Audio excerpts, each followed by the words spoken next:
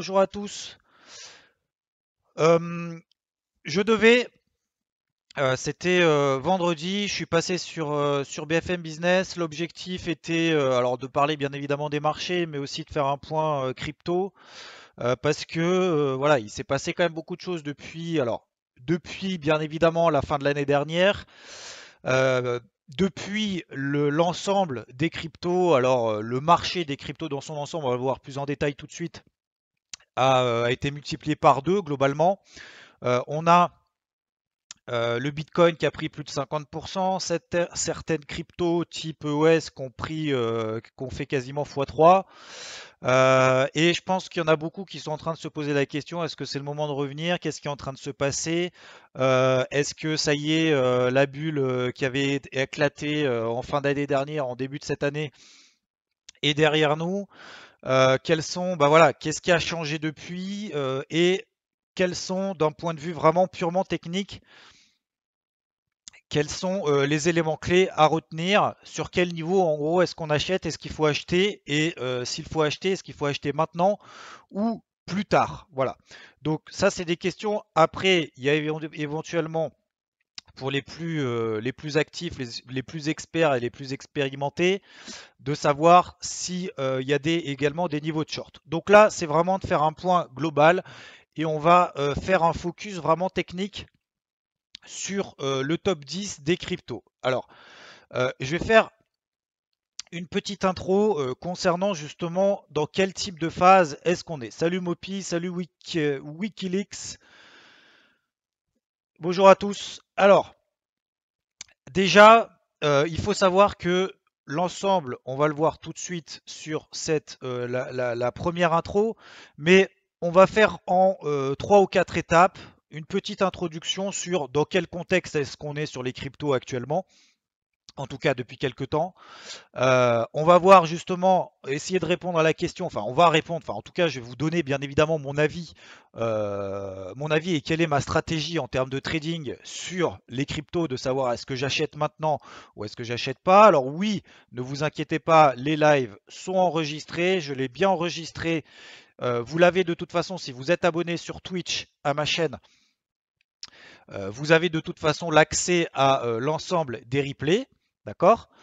Ensuite, je vais également publier en plusieurs parties sur la chaîne YouTube. Ce live est ouvert à toutes et à tous.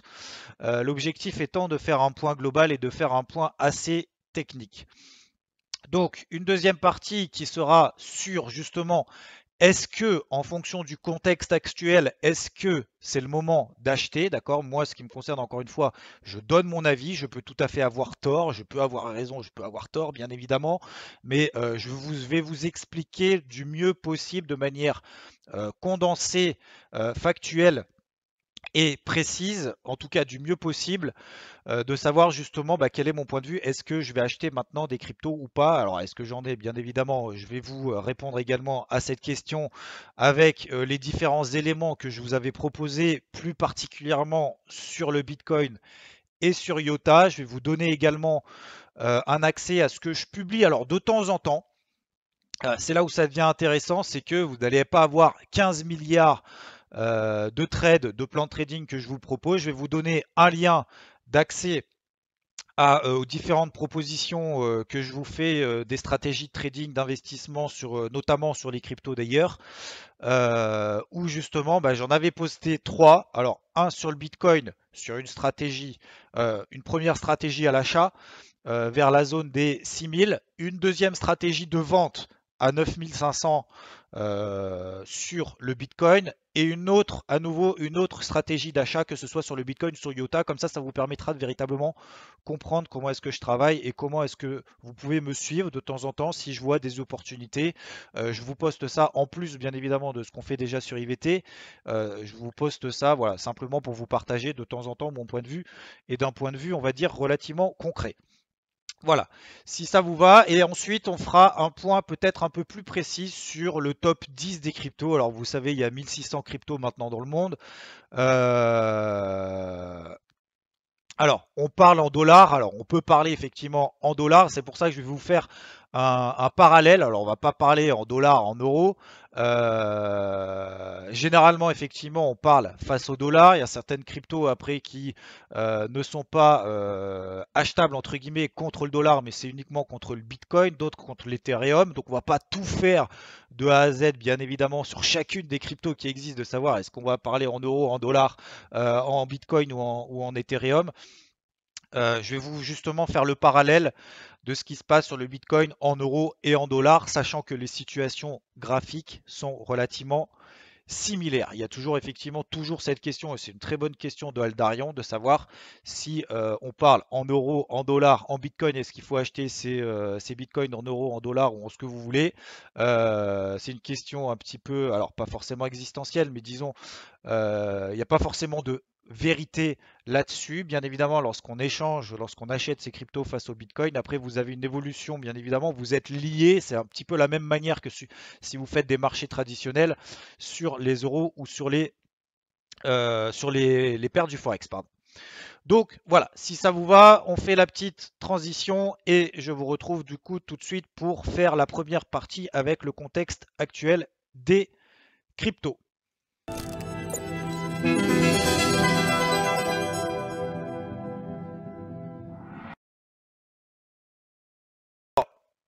Tout de suite, donc, le contexte actuel des cryptos. On va regarder, donc, vous connaissez ce site très certainement. Si vous faites des cryptos, c'est l'un des plus connus, si ce n'est le plus connu, en tout cas, depuis l'émergence, je dirais, des cryptos en 2017.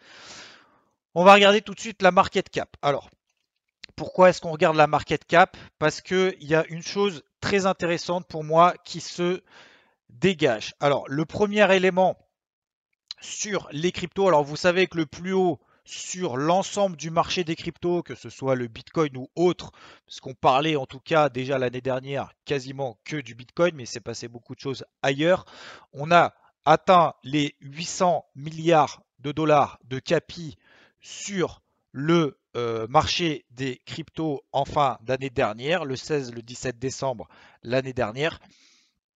Et depuis, ça s'est effondré. On en parlera juste après, justement, sur la manière, le type de phase dans laquelle on est, dans laquelle je pense est-ce qu'on est sur les cryptos. On parlera ensuite éventuellement, alors on a parlé en fin d'année dernière de savoir est-ce qu'on était dans une bulle, dans pas une bulle. Bref, c'est juste un terme à mettre sur le compte d'une phase de correction qui s'est mise en place.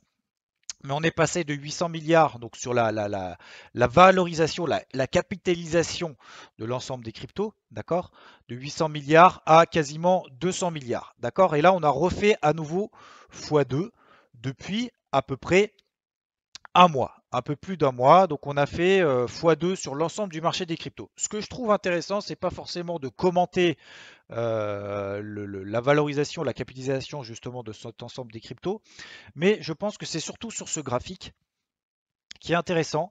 On voit qu'il y avait bien évidemment une dominance absolument énorme du Bitcoin sur l'ensemble du marché des cryptos. Vous voyez ici, depuis bien évidemment 2013, il n'y avait que le Bitcoin qui existait. Il correspondait, en fait, il représentait 95% de l'ensemble du marché des cryptos jusque l'été dernier. D'accord? L'été dernier, on a eu d'autres cryptos qui ont explosé. Alors, c'est bien évidemment, vous avez l'Ethereum. Vous voyez ici le Ripple qui représentait 10% de l'ensemble de la valorisation des cryptos. D'accord? 10%. Et on avait les autres qui, en gros, ici le graphique qui est en blanc, je ne sais pas si vous le voyez, et pas très mis en avant, bien évidemment, parce que ça représentait quasiment rien. Il y avait déjà plus de 1000 cryptos, et malgré le fait qu'il y ait plus de 1000 cryptos, finalement, c'est le Bitcoin qui représentait en valeur, en capitalisation, était bien évidemment le plus fort. Et là, vous voyez qu'est-ce qui est en train de se passer sur cette courbe.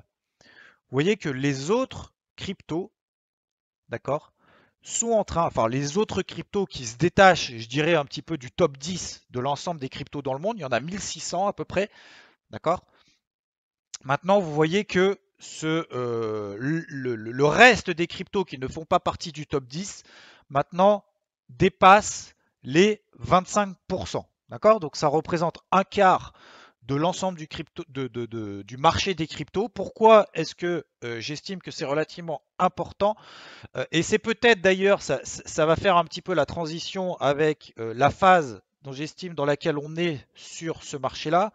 Euh, on a le sentiment, j'ai le sentiment que il y a justement une diversification qui est en train de se mettre en place. On ne parle plus que du Bitcoin, que du Bitcoin, que du Bitcoin de A à Z tous les jours lorsqu'on parle du crypto en disant le Bitcoin est-ce qu'il va à 1000 ou à 20 000, d'accord? Mais il y a peut-être une compréhension, une stratégie, une diversification qui est en train de se mettre en place, que ce soit d'ailleurs pour les investisseurs, pour les traders, d'ailleurs même pour les entreprises qui s'investissent et qui investissent dans l'ensemble du marché des cryptos en direct sur une crypto en particulier parce que c'est le projet qui les intéresse, etc., etc. Et Aldarion me dit oui, une nouvelle offre est en train de se créer à travers la blockchain, tout à fait. Et donc en fait, je pense qu'il y a peut-être une compréhension également de savoir dans quoi est-ce qu'on investit. C'est-à-dire qu'en fin d'année dernière, ce qui s'est passé, enfin tout au long d'ailleurs de l'année dernière et à partir de l'été dernier, ce qui s'est passé, c'est que je pense qu'il y a beaucoup de personnes, enfin, je l'ai fait également, hein, mais c'est d'investir en fait dans des ICO, dans des coins. On lisait en fait tout simplement le white paper. Alors il y en avait qui faisaient 300 pages, d'autres qui en faisaient 10 et demi. Euh, et on investissait en fait dans les cryptos simplement parce qu'on estimait que le projet était intéressant. C'est d'aller, j'en sais rien, d'aller habiter sur la planète Mars, je dis n'importe quoi, ce genre de choses. Et en fait, on investissait sur un petit peu n'importe quoi, n'importe comment, sans connaître qui était derrière ou le management entre guillemets, l'équipe qui développait justement la crypto en question. On ne savait pas forcément qui c'était derrière. Lorsqu'on creusait un petit peu, qu'on échangeait, alors je vous le dis encore une fois en connaissance de cause parce que je l'ai fait, lorsqu'on creusait derrière en essayant de parler justement à l'équipe de développement, etc., etc., finalement on voyait que c'était absolument le néant, qu'il y avait des changements de direction du jour au lendemain, qu'il y avait des stratégies de communication entre guillemets qui étaient complètement stériles. Donc, disons que voilà, il y a eu un peu tout et n'importe quoi. Et là, je pense que il y a véritablement une compréhension qui est en train de se mettre en place parce que c'est un marché bien. Alors, nouveau, oui et non, hein, oui et non, parce que le Bitcoin existe, enfin en tout cas, le marché des cryptos en lui-même, la technologie blockchain existe depuis maintenant 10 ans. Mais euh, disons que la compréhension de ce marché, en tout cas l'émergence de ce marché, n'a eu lieu que l'été dernier. Donc maintenant, on rentre dans une autre phase et c'est ça que je voulais voir justement avec vous. Alors excusez-moi, là je suis sur un autre marché, c'est pas ça qui nous intéresse. Donc, pour faire un petit peu on va dire la conclusion de cette première partie, en tout cas de cette introduction, c'est que on a une reprise globale qui est en train de se mettre en place. On a eu plusieurs phases sur le marché des cryptos. Donc, comme je vous ai dit, mais comme vous le savez très certainement pour ceux qui s'y intéressent depuis pas mal de temps, nous avons eu alors, le Bitcoin, hein, c'est pas, voilà, il explose depuis, enfin, il explose, en tout cas, il monte vraiment de manière très très forte. Si on sort du cadre des marchés traditionnels, hein, je vous rappelle que je suis quand même issu des marchés traditionnels à la base. Donc, c'est vrai que lorsqu'on a des variations, des volatilités et des mouvements aussi violents qu'on a sur le marché des cryptos, c'est absolument hallucinant si on vient des marchés traditionnels. Si on baigne dans le marché des cryptos depuis pas mal de temps, finalement on s'y habitue, d'accord? Donc en fait on est vraiment dans un marché à part entière qui n'a absolument rien à voir avec les autres marchés, même si on peut étudier des graphiques, même si on peut faire des analyses fondamentales, en tout cas d'essayer de savoir dans quel type de crypto est-ce qu'on investit, comme sur les marchés traditionnels.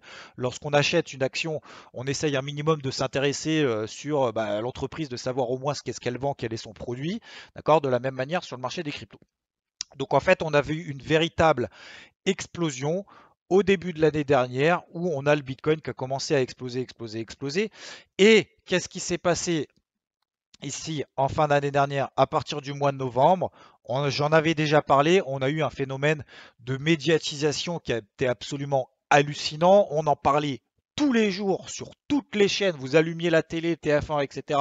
Vous aviez énormément de communication et de médiatisation du Bitcoin et de ces marchés des crypto-monnaies, où finalement, à partir du mois de novembre, tellement à tel point que tout le monde en parlait dans la rue, vous allez voir boulanger, votre coiffeur, ce que vous voulez, tout le monde en parlait, tout le monde avait un avis tranché sur le Bitcoin. Alors ceux qui maîtrisaient bien évidemment un petit peu ce processus, en tout cas ceux qui étaient dedans effectivement pensaient que ça allait être, enfin pensaient en tout cas, sont et restent, je pense, persuadés que ça reste une révolution, hein, ce que je pense aussi. On faisait toujours cette distinction entre oui, alors le Bitcoin, c'est une bulle, forcément, ça va s'effondrer, mais la technologie blockchain est intéressante. D'accord, mais la technologie blockchain a quand même été créée à la base par le Bitcoin, notamment. Donc, il y avait toujours un petit peu ce mélange, entre guillemets, de savoir est-ce que c'était la technologie blockchain qui allait tenir ou est-ce que ce sont les cryptos, que sur les 1600 cryptos, à un moment donné, de toute façon, il n'y en a que 3 qui vont tenir à moyen long terme. Bref, tout le monde avait un avis. Et qu'est-ce qui s'est passé? Eh ben, en fait, à un moment donné, tout le monde s'est dit, bon, bah, ça monte, ça monte, ça monte tous les jours. Tous les jours, il prend quasiment. Alors là, je suis en dollars. Quelqu'un me posait la question de savoir si on allait parler en dollars ou en euros. Là, actuellement, je suis en dollars.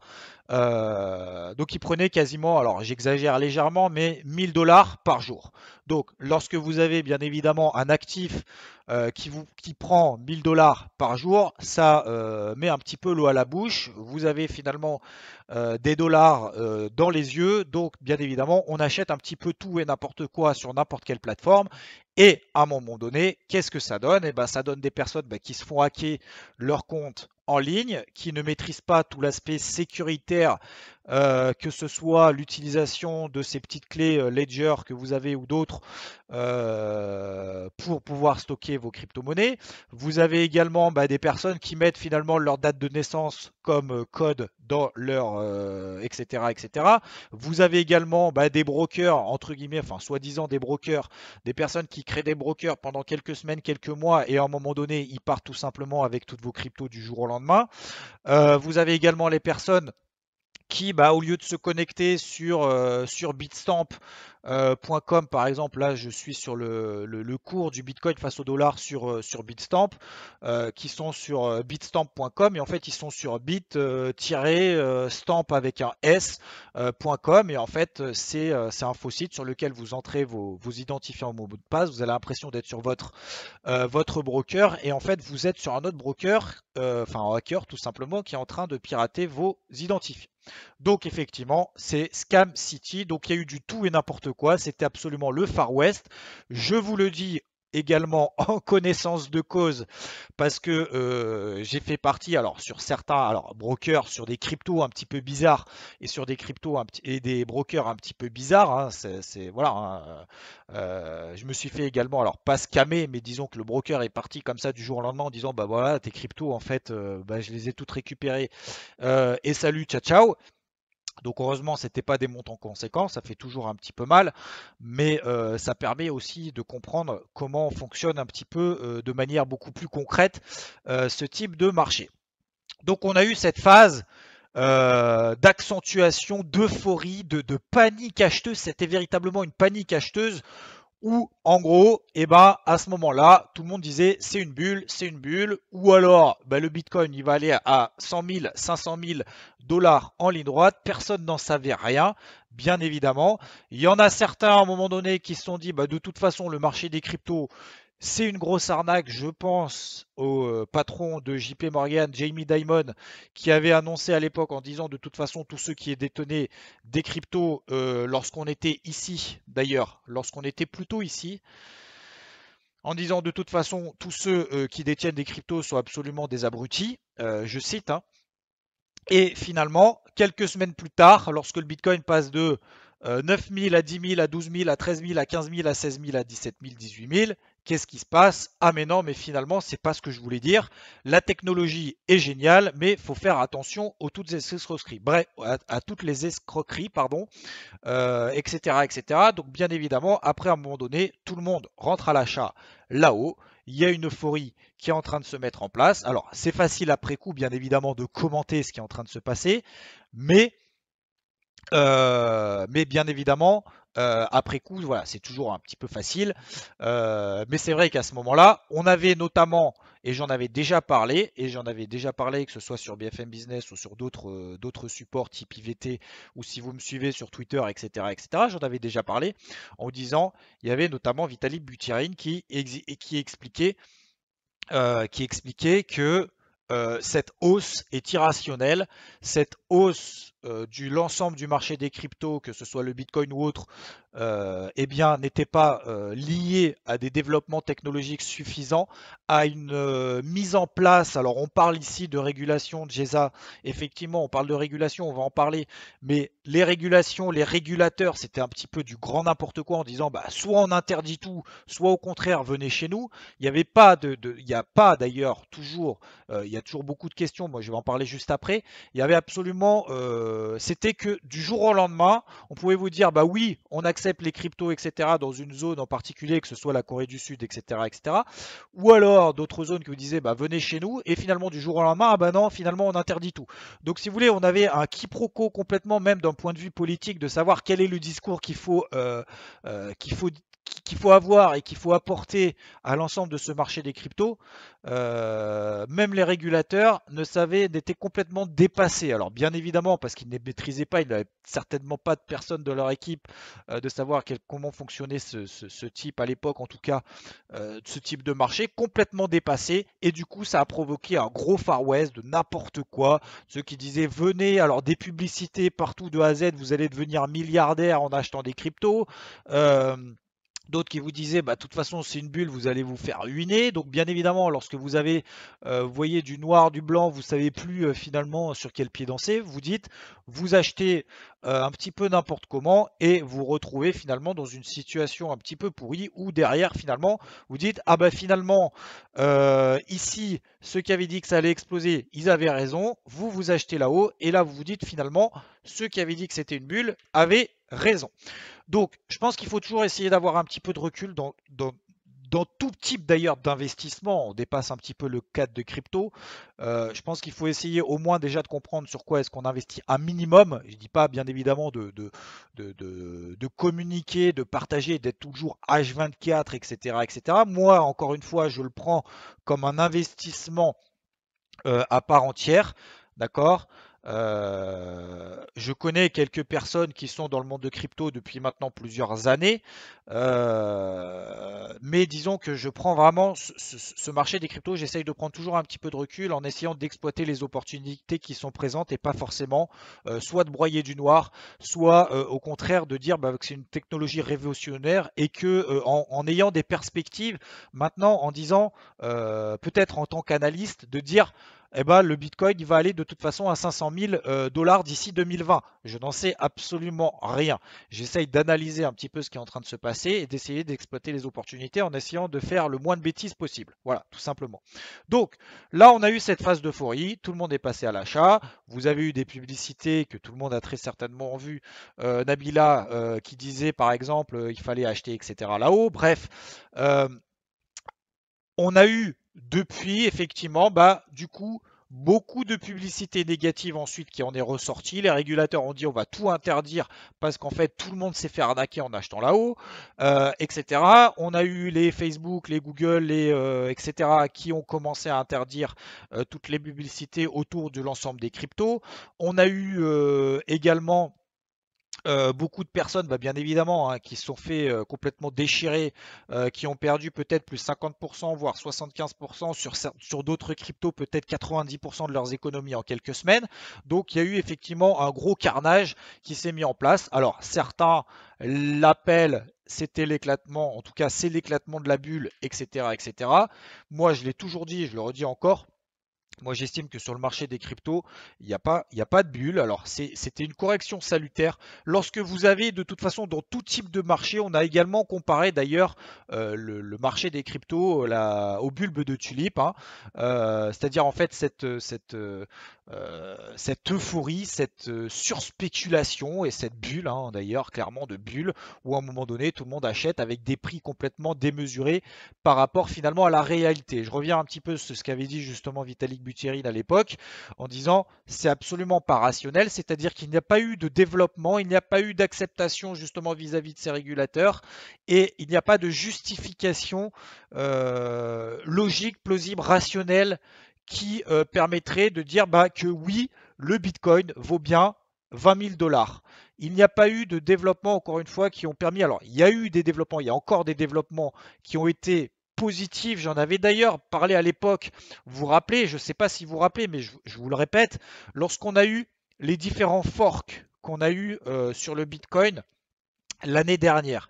À chaque fois qu'on avait eu un fork, alors pour ceux qui ne maîtrisent pas le terme, je vais faire très simple, l'objectif c'est de faire simple quand même, mais un minimum expliquer et vous appreniez au moins j'espère 2-3 trucs pendant ce live.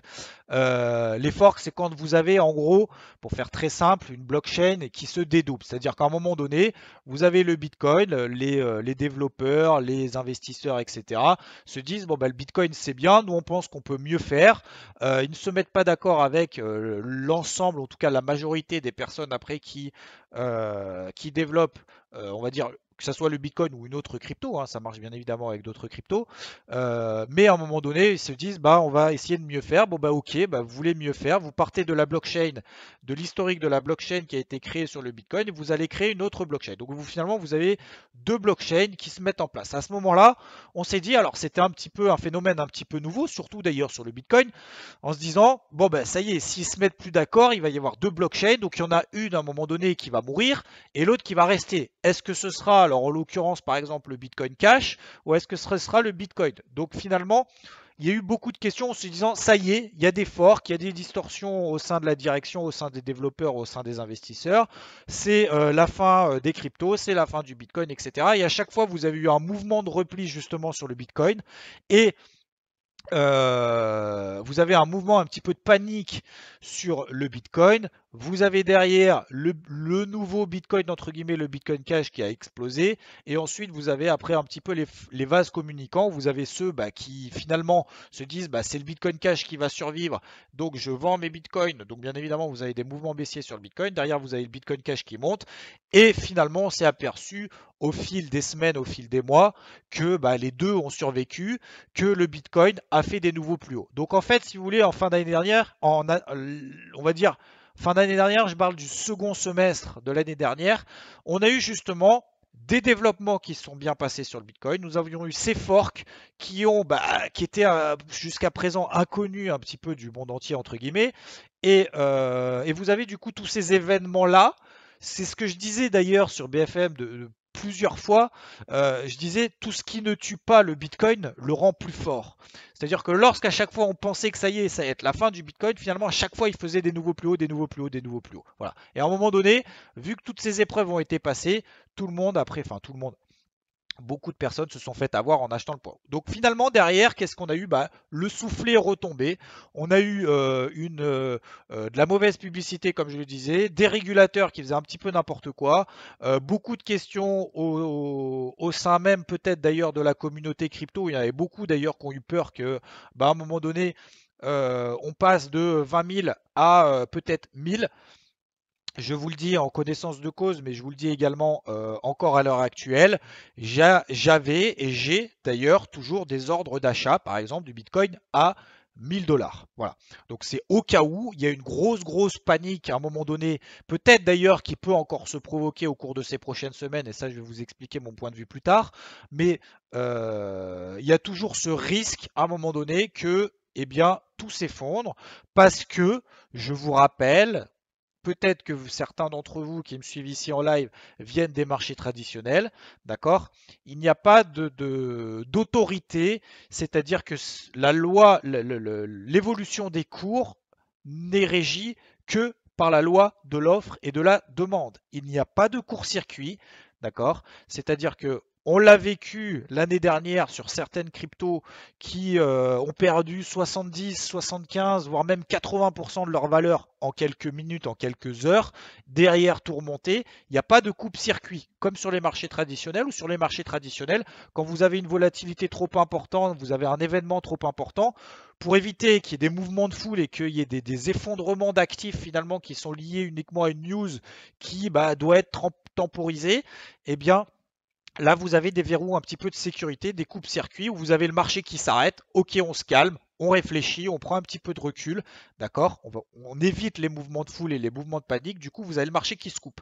Là, c'est uniquement, bien évidemment, régi par la loi de l'offre et de la demande en fonction du broker, de l'échange sur lequel vous êtes, et vous pouvez très bien, bien évidemment, vous échanger entre vous vos bitcoins, etc., etc. Vous n'avez pas forcément besoin d'intermédiaires. Donc, on a eu ce mouvement. Ok, alors éclatement de bulle, vous l'appelez comme vous voulez, correction, panique, etc., etc. Peu importe. On a eu une première phase ici, donc d'euphorie et de panique acheteuse. Ensuite, on a eu panique vendeuse, panique générale, crack, correction, bulle, vous l'appelez comme vous voulez.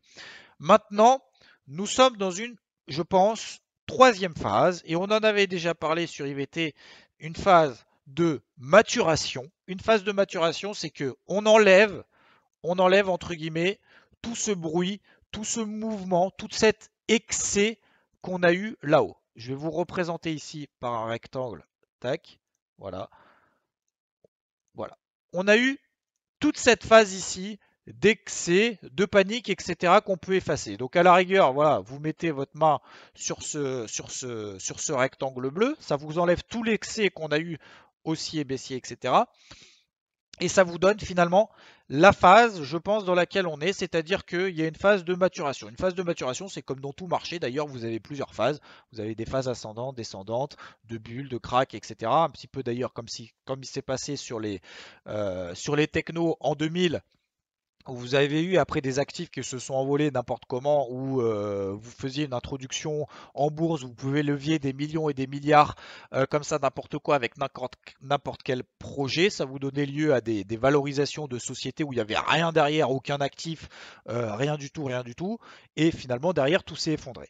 Donc et derrière, on a une phase de maturation où vous avez après, bien évidemment, par exemple, vous avez des réseaux sociaux après qui ont explosé, vous avez eu des startups finalement qui sont venues après de multinationales, etc., etc. Et là, on est un petit peu dans le même cas de figure. Donc, je vais vous répondre après, bien évidemment, sur l'Ethereum et ce qui va finir à 1005.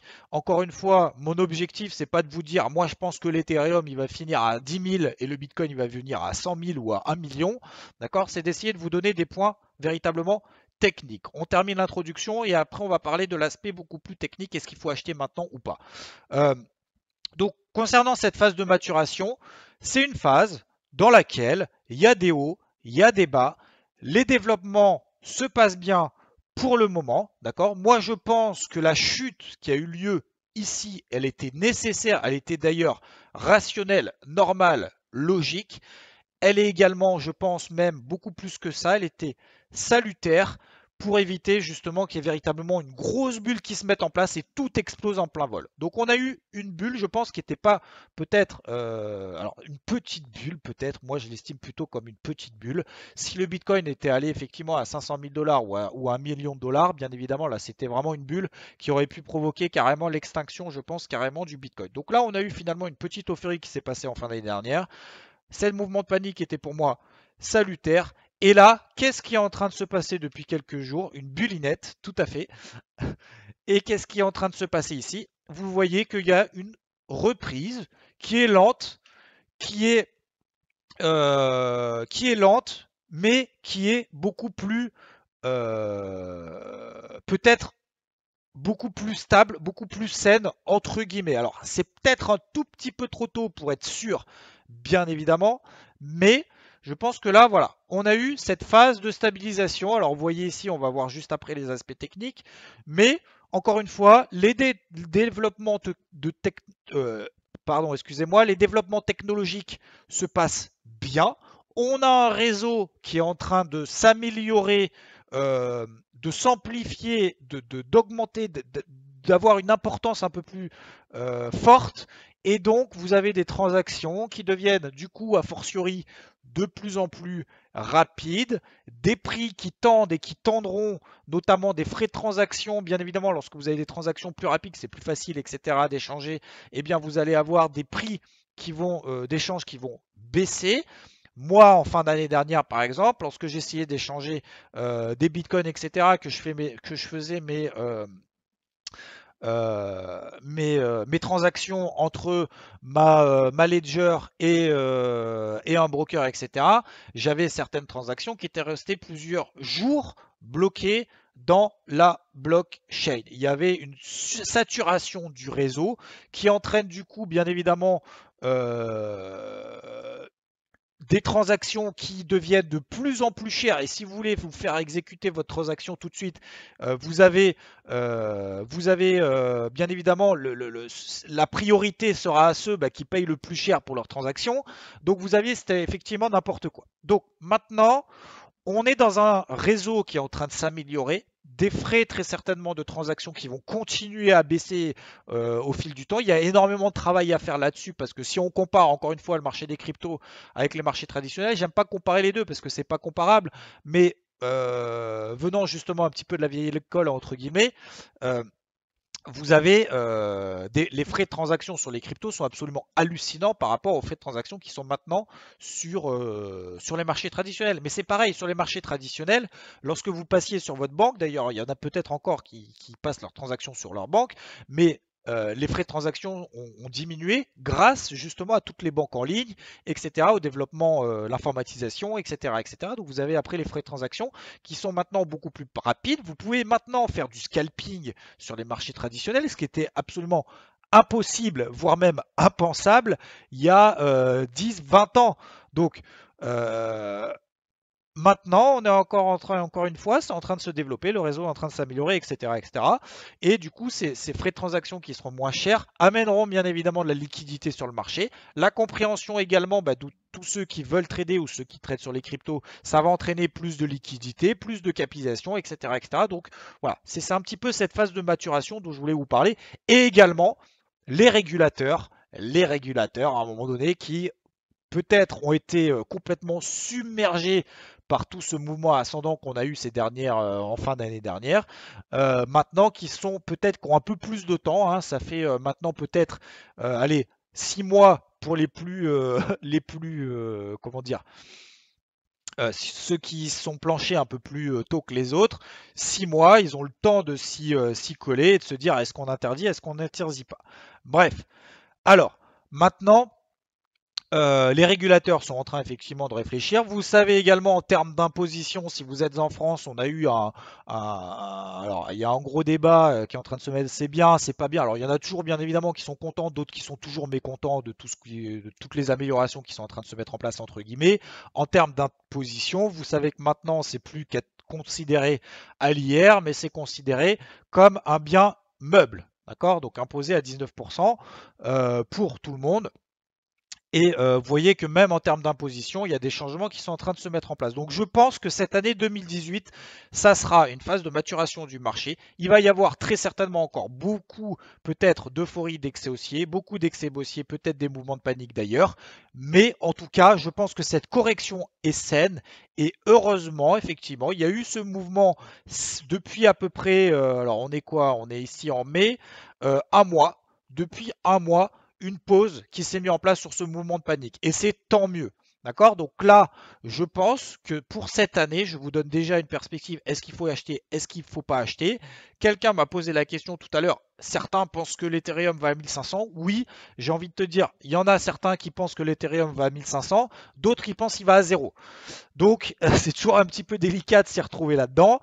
Je pense essayer d'avoir votre propre avis, d'essayer d'avoir au moins une, deux, trois informations intéressantes, que ce soit d'ailleurs au travers de mon live ou d'autres personnes qui vous donnent leur avis. Moi, je vous dis, je pense qu'en cette année, je pense que au mieux, d'accord, au mieux, on sera dans un range très large, certes, mais je ne pense pas qu'à l'heure actuelle, et ce serait absolument pas sain du tout, comme on l'a eu en fin d'année dernière, d'accord, je ne pense pas que le Bitcoin, en tout cas cette année, peut-être qu'à la fin de l'année, on aura un rallye de fin d'année, j'espère pas aussi violent et malsain qu'on a eu l'année dernière, mais en fin d'année, que le Bitcoin aille vers 20 000 $. Comme je vous l'ai dit, je vous le répète, j'ai des ordres d'achat sur le Bitcoin à 1000 $. Donc on peut tout à fait avoir des excès baissiers, haussiers, etc. Bien évidemment, avec une volatilité toujours aussi importante qu'il y a sur le marché des cryptos, d'accord? Mais je ne pense pas que d'ici la fin de l'année, à la louche, d'accord, on soit dans un range, on sorte de ce range-là. Voilà. Alors attendez, je vous le mets jusqu'ici. D'accord? Parce que j'estime encore une fois que nous sommes dans une phase de maturation. La phase de maturation, ça dure pas 6 semaines, ça dure pas 6 mois. C'est un peu plus long que ça. Peut-être que sur le marché des cryptos, il y aura encore une fois des développements beaucoup plus rapides que ce qu'on pensait. D'accord? Peut-être qu'il y aura des régulateurs qui se mettront, voilà, qui se mettront derrière une table et se diront bon bah voilà, on va faire ça calmement, sereinement, etc. Et que l'ensemble du marché, que ce soit les investisseurs, les traders, etc., se disent bah, ok, c'est une bonne nouvelle, vous avez fait votre travail beaucoup plus rapidement que prévu. Peut-être que, encore une fois, les développements technologiques seront beaucoup plus rapides, beaucoup plus efficaces rapidement, et que l'acceptation, encore une fois, que ce soit de paiement en crypto, d'application, de mise en application de toutes ces technologies blockchain, etc., seront peut-être beaucoup plus rapides que prévu. D'accord? À l'heure actuelle, c'est beaucoup trop tôt. Encore une fois, quelqu'un me disait est-ce que l'Ethereum va à 1005? Je pense que là, aujourd'hui, en tout cas pour cette année, c'est beaucoup trop tôt d'espérer ou de croire ou de penser que les cryptos vont exploser en ligne droite comme ils l'ont fait l'année dernière. D'accord? Alors effectivement, on parle de Lightning Network, etc., etc. Je ne vais pas forcément rentrer dans les détails, mais oui, effectivement, il faut que le marché devienne mature. Donc soyez patient, d'accord? Si, encore une fois, vous dites j'ai raté le mouvement haussier ici, merde, finalement vous dites ah bah finalement j'ai bien fait de ne pas investir, etc. Et là vous dites mince, j'ai loupé le mouvement haussier sur le Bitcoin, j'ai loupé le point bas. Non, non, non et non. Je ne pense pas. Alors, bien évidemment, je peux me planter. Peut-être que d'ici demain, le Bitcoin il sera à 20 000 $. Bien évidemment, je vous donne encore une fois mon avis et j'essaye de vous apporter un petit peu de recul par rapport d'un point de vue, on va dire, fondamental, en tout cas dans les grandes généralités. D'accord? Après, évidemment, vous avez certaines cryptos qui vont se développer beaucoup plus rapidement que d'autres. Il y a EOS, par exemple, qui a été multiplié par, je vous la donne ici, qui était ici à 3 $, qui a été même multiplié par 7 ici en quelques semaines. Donc vous avez certaines cryptos qui vont bien évidemment se détacher par rapport aux autres. Et c'est là où ça devient intéressant. Vous vous rappelez ce qu'on a dit au début? Ici, regardez l'ensemble des cryptos ici qui est en train d'exploser. D'ailleurs, dans leur graphique ici sur CoinMarketCap, pardon, vous voyez ici que EOS n'est pas représenté et DAN pardon, je vais arriver à m'expliquer, fait partie justement de la catégorie autre. D'accord? Donc vous voyez que il y a d'autres cryptos sur lesquels il peut être intéressant d'investir. Il n'y a pas forcément que le Bitcoin. Alors le Bitcoin dans la direction a été bien évidemment celui qui a permis de développer toute cette technologie blockchain, etc., etc. Et que, alors il y a quelqu'un qui disait, et je suis tout à fait d'accord avec lui, faut arrêter de cracher sur le Bitcoin en disant oui, le Bitcoin de toute façon il va mourir, mais la technologie blockchain va survivre. Non, d'accord? Je pense que si le Bitcoin, c'est autour du Bitcoin qu'a été créée toute cette technologie, tout cet engouement et attirer aussi ces investisseurs, ces traders et ces développeurs à améliorer toute cette technologie, etc. Je pense qu'on ne peut pas cracher sur le Bitcoin en disant la technologie blockchain va survivre, mais le Bitcoin va mourir. Je pense que ça, c'est pas vrai et excusez-moi du terme, mais c'est peut-être une grosse connerie. Donc oui, la technologie blockchain, on va y vivre peut-être, on va vivre avec à 10-20 ans, mais à l'heure actuelle, d'accord, je pense que il faut continuer à s'intéresser bien évidemment au Bitcoin, mais à l'ensemble des projets qui se passent ailleurs.